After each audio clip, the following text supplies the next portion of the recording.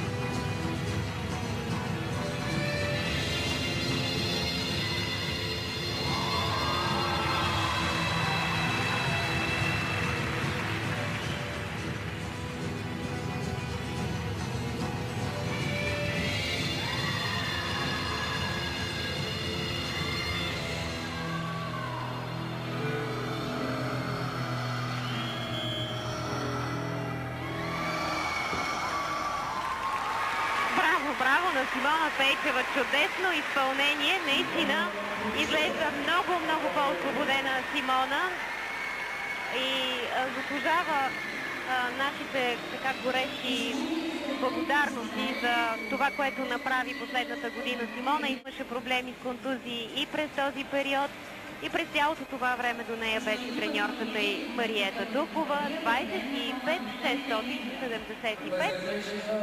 И това е положението след 25-375.